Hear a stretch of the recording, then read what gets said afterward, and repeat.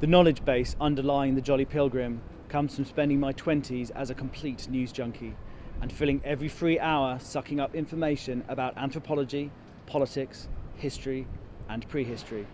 For the adventure recorded, I gave up my entire life and spent 2 years on 5 continents and 26 countries. During that time, I met over 1,000 people, read the Abrahamic scriptures, memorized reams of economic and demographic data, visited many of the world's most significant religious and historic sites, travelled tens of thousands of miles by land, sea and air, and wrote over 100 public letters recording what I was doing. To construct the book, I spent a year in a one-room wooden shed, drafting, redrafting, and meticulously piecing everything together. Each element was then reviewed at least 6 times by 6 different people. Some of them were breathtakingly pedantic. Some of them shouted at me. I then returned to full-time employment and spent 19 months in a cycle of 5 days at work and 2 days at my writing desk until everything was clean and clear and free of error.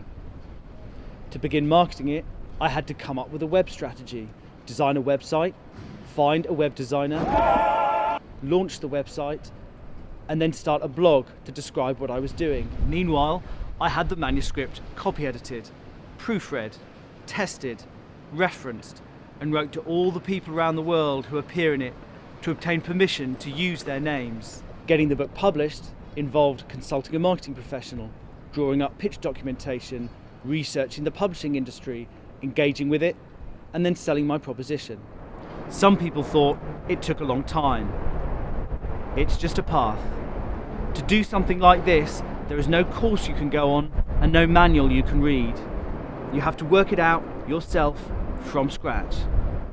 Luckily, I had the help of the gentlemen's savants, the literati, the linguistic luminaries, the practically perfect, the actuaries, the mad bastards, and an old warhorse of the rock apocalypse.